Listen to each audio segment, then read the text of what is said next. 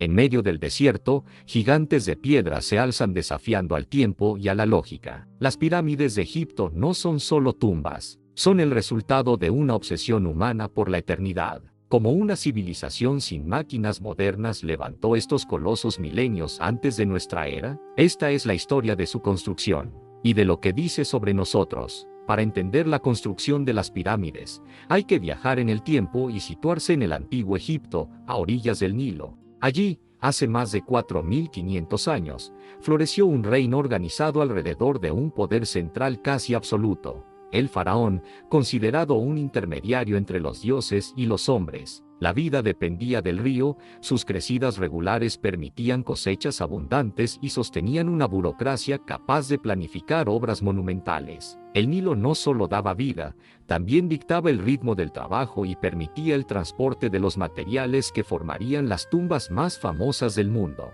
La sociedad egipcia estaba fuertemente jerarquizada. En la cima, el faraón y su familia. Luego, sacerdotes, altos funcionarios, escribas y artesanos especializados. En la base de la pirámide social estaban los campesinos que trabajaban la tierra y, en ciertos periodos, eran movilizados para grandes proyectos. Es clave desterrar la imagen de esclavos encadenados que nos ha vendido la ficción. La mayor parte de la fuerza laboral de las pirámides estuvo compuesta por trabajadores libres, organizados en equipos, alimentados y albergados por el Estado durante las etapas de construcción. Pero, ¿por qué tanto esfuerzo? Las pirámides surgieron dentro de una visión religiosa muy clara: asegurar la vida eterna del faraón. Para los egipcios, la muerte no era un final, sino un tránsito. Garantizar que el cuerpo del rey quedara protegido, rodeado de ofrendas y símbolos de poder, era una forma de mantener el orden cósmico y la prosperidad del país. Por eso, invertir recursos colosales en tumbas no era un capricho, sino un acto político y espiritual fundamental. La pirámide era la escalera del faraón hacia el cielo, un ancla de estabilidad para todo el reino. El desarrollo de las pirámides, sin embargo, no fue inmediato. Antes de las icónicas estructuras de Giza, hubo intentos, errores y experimentos arquitectónicos. Todo empezó con las mastabas, tumbas rectangulares de techo plano. Luego, el arquitecto Imhotep tuvo la idea de apilar varias mastabas una sobre otra, creando la primera pirámide escalonada en Ea para el faraón Zoser. Después vinieron las pirámides fallidas, como la pirámide acodada, que cambió de inclinación a mitad de construcción, seguramente para evitar un colapso.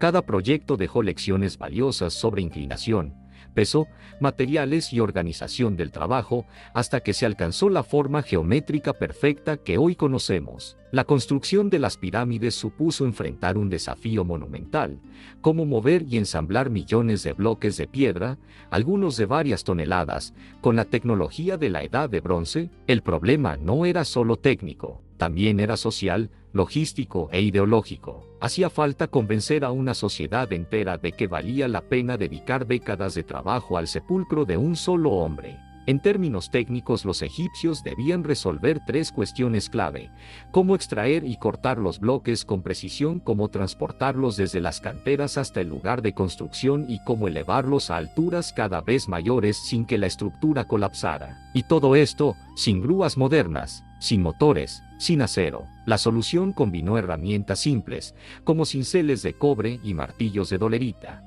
conocimiento empírico acumulado durante generaciones y una organización milimétrica del trabajo. En el plano social, la tensión residía en sostener un proyecto de tan largo plazo sin desestabilizar la vida cotidiana. Los agricultores no podían abandonar permanentemente los campos, porque el país dependía de las cosechas. La respuesta fue brillante y pragmática: aprovechar los periodos de crecida del Nilo, cuando los campos estaban inundados y no se podía cultivar. En esos meses, miles de campesinos se convertían en obreros de las pirámides, recibiendo a cambio alimento, refugio y, en muchos casos, un prestigio asociado a participar en la obra divina del faraón.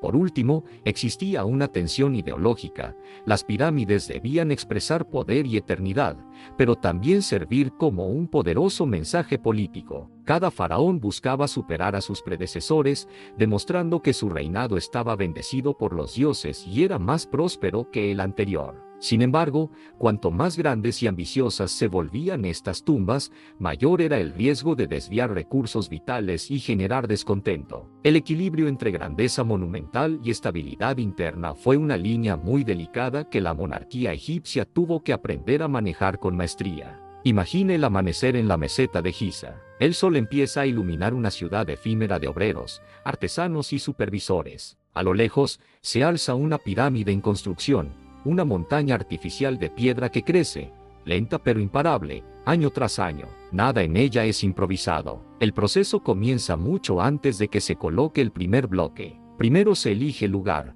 una zona sólida de roca, relativamente elevada para evitar inundaciones, y no demasiado lejos del Nilo para facilitar el transporte de materiales. Sacerdotes y astrónomos participan en la orientación de la estructura. Las pirámides principales se alinean con una precisión asombrosa con los puntos cardinales y con estrellas específicas, como las del cinturón de Orión.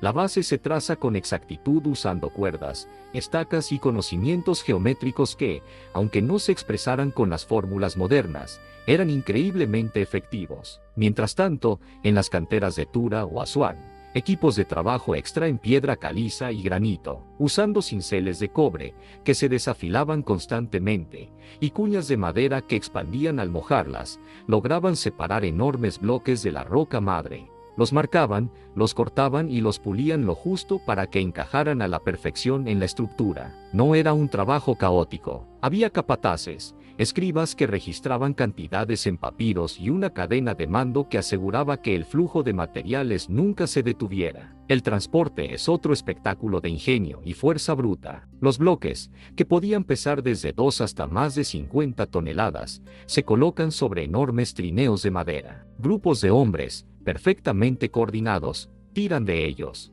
Un detalle fascinante descubierto en relieves es que se vertía agua sobre la arena justo delante de los trineos para reducir la fricción, haciendo el trabajo un poco menos infernal. Cuando el Nilo estaba en su periodo de inundación, las piedras podían viajar en barcazas, acercándose lo máximo posible al lugar de la construcción. De allí, más rampas, más esfuerzo humano, más coordinación. Al pie de la pirámide, la obra parece una coreografía gigantesca. Los bloques se colocan en hiladas horizontales. Al principio, el ascenso es relativamente fácil, pero a medida que la pirámide crece, el desafío aumenta. Se construyen enormes rampas de tierra, ladrillos de adobe y escombros para seguir subiendo los materiales. Hay distintas teorías sobre la forma exacta de esas rampas. Eran rectas y largas, en espiral alrededor de la pirámide, o una combinación de varias técnicas. Todavía se debate. Pero todas las teorías coinciden en un punto: el verdadero secreto de las pirámides no fue una tecnología mágica perdida, sino la increíble capacidad de organizar a miles de personas trabajando con precisión durante décadas. Mientras los obreros sudan y arrastran bloques bajo el sol, otros equipos trabajan en el interior. Corredores, cámaras funerarias y pasadizos se excavan y recubren con un cuidado exquisito. Se diseñan complejos mecanismos de seguridad, como enormes bloques de granito deslizantes, para sellar las cámaras, bloquear las entradas y proteger el cuerpo del faraón y sus tesoros de los saqueadores. Al mismo tiempo, artesanos especializados decoran los templos funerarios y las estelas adyacentes, inscribiendo nombres, títulos y súplicas a los dioses para asegurar el viaje del rey a la otra vida. Alrededor del sitio principal, surge toda una infraestructura de apoyo. Se han excavado barrios de trabajadores, panaderías, cervecerías, almacenes de grano y talleres de herramientas. Lejos de ser un lugar de castigo, los restos arqueológicos, como los huesos de animales, muestran que estos trabajadores recibían una dieta rica en proteínas. Mantener sana y bien alimentada la fuerza laboral era esencial para que un proyecto que duraba 20 o 30 años pudiera continuar sin interrupciones. Década tras década, la pirámide crece. Un niño puede haber empezado su vida viendo solo los cimientos y llegar a la edad adulta contemplando el revestimiento final de piedra caliza blanca y pulida que hacía brillar la estructura bajo el sol egipcio como una joya gigantesca. El día en que el faraón finalmente es enterrado, la pirámide ya no es solo una tumba, es una declaración de poder, una promesa de eternidad y la culminación del esfuerzo colectivo de toda una generación. Con el tiempo, La arena del desierto cubrirá algunos restos, el brillante revestimiento exterior se perderá, a menudo reutilizado para otras construcciones, y los saqueadores, antiguos y modernos, intentarán robar los tesoros, pero la estructura principal, el núcleo de piedra, seguirá en pie. Miles de años después, seguirá obligando a la humanidad a hacerse la misma pregunta: ¿cómo pudieron hacerlo? La era de las grandes pirámides, sin embargo, no duró para siempre. A medida que pasaron las dinastías, las tumbas reales cambiaron de forma y ubicación. El costo económico y social de estas construcciones era enorme. Las tensiones internas y la evolución de las creencias religiosas y las prácticas funerarias llevaron a buscar soluciones diferentes, como las tumbas subterráneas, los hipogeos, excavados en las rocas del Valle de los Reyes. La idea de garantizar la vida después de la muerte se mantuvo, pero ya no a través de montañas de piedra visibles desde kilómetros de distancia. Aún así, las consecuencias de la época de las pirámides fueron profundas y duraderas. Consolidaron la autoridad absoluta del faraón, demostrando que el Estado podía movilizar recursos masivos y mantener un proyecto de larguísimo plazo. Impulsaron avances en arquitectura, matemáticas, logística y administración. También reforzaron una identidad colectiva. Los egipcios podían mirar esos gigantes de piedra y verse a sí mismos como parte de algo que trascendía sus vidas individuales, un pueblo capaz de construir para la eternidad. En la memoria de la humanidad, las pirámides se convirtieron en el símbolo definitivo del misterio y la grandeza. Desde los viajeros de la antigüedad, como Heródoto, hasta los turistas del siglo XXI, han despertado teorías de todo tipo, explicaciones místicas, supuestas ayudas de civilizaciones perdidas e incluso fantasías sobre intervenciones extraterrestres.